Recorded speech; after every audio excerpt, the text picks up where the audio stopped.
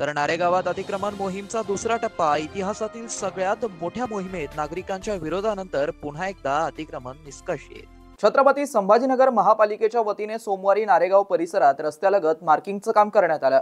दुपारनंतर जेसीबीच्या ताफ्याने अतिक्रमण हटवण्यात आलं. यावेळी नागरिकांचा किरकोळ विरोध झाला. त्यानंतर मोहीम शांततेत पार पडली आणि अतिक्रमणे निष्कासित करण्यात आली.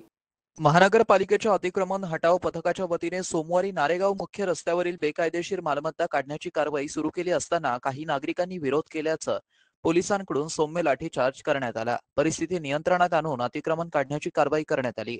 बऱ्याच दिवसांच्या विश्रांतीनंतर महानगरपालिकेच्या अतिक्रमण हटाव पथकाच्या वतीने सोमवारी नारेगाव परिसरात कारवाई करण्यासाठी पथक मोठ्या फौजफाटा घेऊन सकाळी नारेगाव येथील जय भवानी मुख्य चौकात दाखल झालं. स्थानिक नागरिकांनी कारवाईसाठी आलेल्या पथकाला व्यवस्थित मार्किंग करून देण्याची मागणी केली असता अतिक्रमण प्रमुख संतोष वाहुळे यांनी त्यांना दुपारपर्यंत वेळ दिला. दुपारनंतर मार्किंग झालेल्या मालमत्तांची पाडापाडी करण्यास सुरुवात करण्यात आली. एका मालमत्ता धारकाचा 2 मजला इमारतीचा निवासासाठी असलेल्या जिन्याचा पायऱ्या तोडल्यामुळे मालमत्ता धारकांनी विरोध करत अतिक्रमण पथकावरती हल्ला करण्याचा प्रयत्न केला व 2 गट आपापसात वाद करत असताना त्या ठिकाणी तणाव निर्माण होण्याची शक्यता असल्याने पोलिसांकडून सौम्य लाठीचार्ज करत परिस्थिती नियंत्रणात करण्यात आली. मनपाकडून उर्वरित अतिक्रमण काढण्याची कारवाई सुरूच ठेवली आहे. सोमवारी जवळपास 100 पेक्षा जास्त बेकायदेशीर मालमत्तांवरती हातोडा चालवत अतिक्रमण काढण्यात आलाय. तर मंगळवारी सुद्धा उर्वरित मालमत्तांवरती कारवाई करणार येण्यात असल्याची माहिती अतिक्रमण प्रमुख संतोष वाहुळे यांनी दिली आहे. सगळ्यात महत्त्वाची गोष्ट सांगतो की नारेगाव असेल किंवा हर्सूल असेल, सगळ्यात जास्त जर वेळ कोणाला मिळाला असेल तर ह्या 2 भागांवरती आपण जी कारवाई करायची. आपल्यालाही माहिती आहे की मागच्या 15 दिवसांपासून आम्ही ह्या दोन्ही भागांमध्ये अनाऊन्समेंट्स केलेले आहेत, जाहीर प्रकटन दिलेले आहे आणि स्वतः या ठिकाणी येऊन टोटल स्टेशन सर्वे देखील केलेला होता.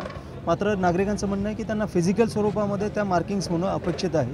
तर त्यांचीही मागणी आम्ही मान्य केली आणि सुवर्णमध्य सांधून आज सकाळी आम्ही त्यांना पूर्ण जे टोटल स्टेशन सर्वेच्या अगेन्स्टमध्ये ज्या मार्किंग अपेक्षित आहेत, जे आम्ही ऑलरेडी केलेले होते पण त्यांना फिजिकल स्वरूपात हवं तर ते आम्ही त्यांना दाखवून दिलेले आहेत. ती मार्किंग साधारण दुपारी 1 वाजेपर्यंत पूर्ण होणार आहे.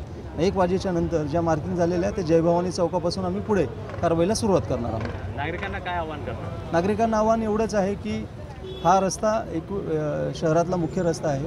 विविध खेड्यांना हा रस्ता जोडणारा एक दुवा ठरू शकतो.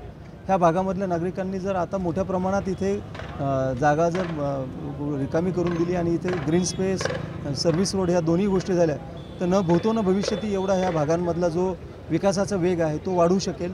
इथल्या प्रॉपर्टीज ज्या आहेत त्या प्रॉपर्टीजचं पण मूल्यांकन हे चांगल्या प्रमाणात होऊ शकेल आणि एक ट्रॅफिक कंजेशनचा जो ह्या भागात सगळ्यात मोठा मुद्दा होतो, ज्यामुळे अपघात होतात, वेगवेगळ्या गोष्टी करतात. आपण बघताय की 4 ते 5 स्कूल्स या रस्त्यावरच आहेत या भागामध्ये.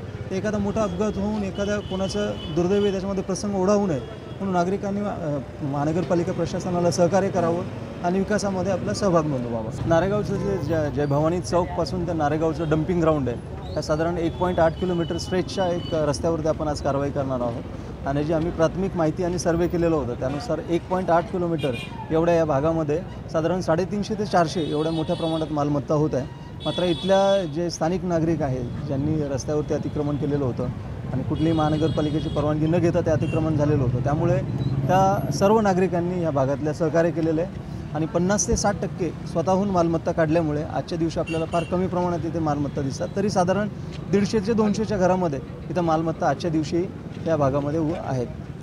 सर, औद्योगिक वसाहत आणि रहिवासी वसाहत यामध्ये काय औद्योगिक याच्यामध्ये ज्या कमर्शियल एस्टॅब्लिशमेंट आहेत त्या कमर्शियल एस्टॅब्लिशमेंटमध्ये ते स्वतःच्या जागेवर असतील आणि महानगरपालिकेची त्यांनी परवानगी घेतलेली असेल त्यांच्या बाबतीमध्ये महानगरपालिका सहकार्याच्या भूमिकेमध्ये आहे. मात्र ज्या औद्योगिक जागा ज्या रस्त्यावरती असतील, सर्व्हिस रोड्स असतील किंवा ग्रीन स्पेसेस असतील त्याच्यावर जर असतील तर त्या सगळ्या ठिकाणी इमिडिएटली आम्हाला ते निष्कासित करण्याचे माननीय उच्च न्यायालयाचे आदेश आहेत. मात्र नागरी ज्या वसाहती आहेत, नागरी वसाहतीच्या बाबतीमध्ये स्पेसिफिकली 15 ऑगस्ट 2025पर्यंत त्यांनी त्याला परवानगी दिलेली आहे आणि 15 ऑगस्ट 2025च्या नंतर मात्र नागरिक भागामध्ये सुद्धा निवासी वसाहतींवरही कारवाई करण्याचं महानगरपालिकेचा मनोदय आहे. नारेगावच्या अतिक्रमण हटाव मोहिमेनंतर हर्सूल, VIP रोड आणि देवळाई परिसरात अतिक्रमण हटाव मोहीम राबवण्यात येणार असल्याची माहिती नियंत्रण अधिकारी अतिक्रमण विभाग संतोष वाहुळे यांनी दिली आहे. नारेगावचा रोड प्राधान्याने घेतलेला आहे, त्याच्यानंतर हर्सूल या भागामध्ये कारवाई होणार आहे. त्याच्यानंतर आमचा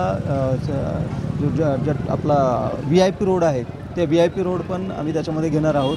त्यामुळं त्याच्यानंतर देवळाई चौकापासून जे पुढचा आमचा एक भाग राहिलेला आहे तो पण आम्ही घेणार. म्हणजे पुढच्या 8 ते 15 दिवसांचा आमचा ऑलरेडी रोडमॅप तयार आहे, कुठल्या कुठल्या ठिकाणी कारवाईचा, आणि तो निरंतरपणे आम्ही करणार आहोत. मित्रांनो, ही बातमी तुम्हाला कशी वाटली आमच्या कमेंट बॉक्समध्ये प्रतिक्रियेच्या स्वरूपात नोंदवायला विसरू नका. अशाच बातम्या बघण्यासाठी आणि अपडेट राहण्यासाठी आमच्या YouTube चॅनलला सबस्क्राईब मात्र करायला विसरू नका. धन्यवाद.